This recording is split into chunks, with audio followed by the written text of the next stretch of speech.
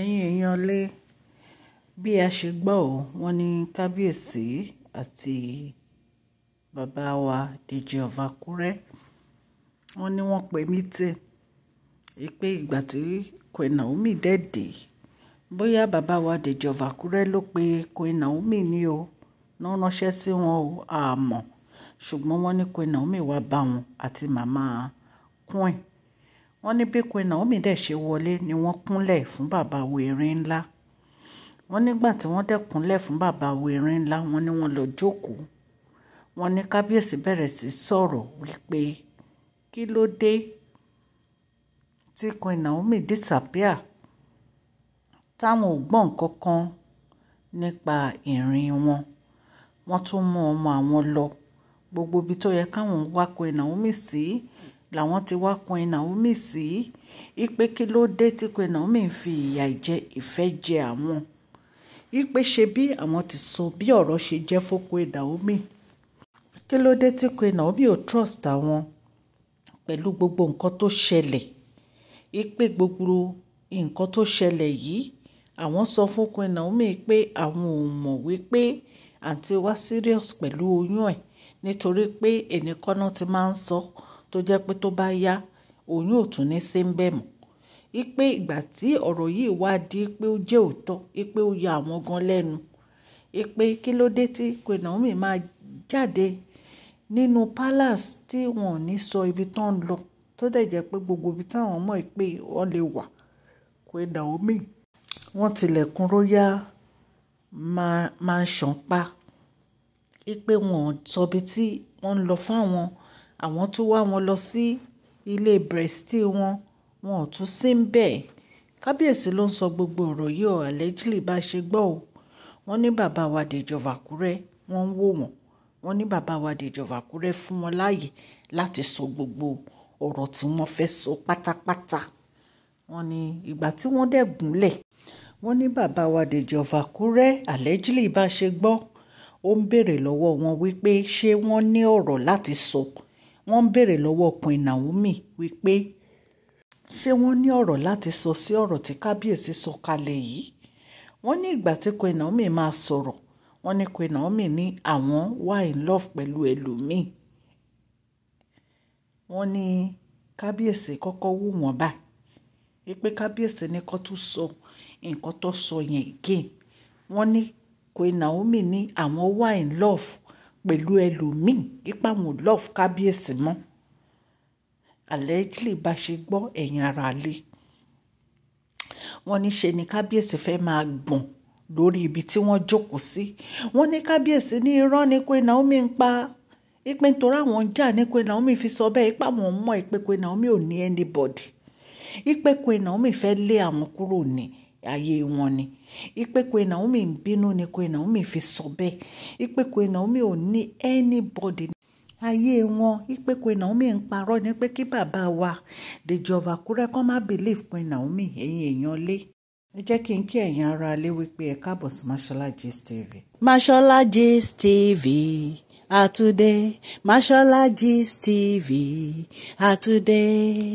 àtúndé bí a ṣe ń dé àkí ọmọdé àkí àgbà ẹ káàbọ̀ sí Mashola Gist TV Mashola dé o àtúndé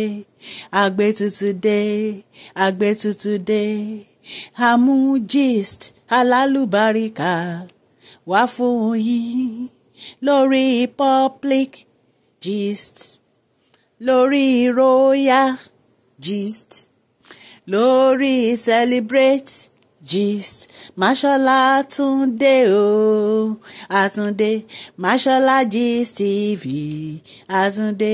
ẹ̀yin èèyàn lé orúkọ mi ní Mashola Yorùbá ni mo máa ń sọ lórí ìkànnì yìí à ń sọ nítorí pé àfẹ́gbàgbé àṣà àti èdè wa dẹ̀ tún sọ fún àǹfààní àwọn tí wọn ò gbọ́ Gẹ̀ẹ́sì à ń sọ̀rọ̀ nípa celebrity gist royal gist politics àti gbogbo nǹkan tó ń ṣẹlẹ̀ ní agbègbè orílẹ̀-èdè bàbá wa ní ilẹ̀ Nàìjíríà ẹ kàn sí wa ní masholagist.tv@gmail.com tẹ́ bá ní ìpolówó ọjà èyíkéyìí tẹ́ bá fẹ́ polówó a máa bá yín polówó ẹ̀ Ọlọ́run Elédùmarè á bá wa ran gbogbo etí tó ń gbọ́ wa lọ́wọ́ o ní agbára Ọlọ́run òkè òkè ní ọlá yín á máa lọ o ọlá yín ò ní lọ ìsàlẹ̀ bí a ṣe gbọ́ o wọ́n ní àwọn yèyé mẹ́ta.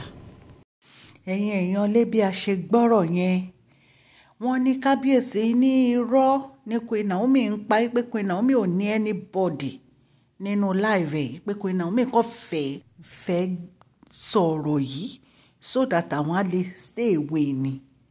Ipe Queen Naomi mọ̀ pé kò possible kí àwọn fi wọ́n sílẹ̀.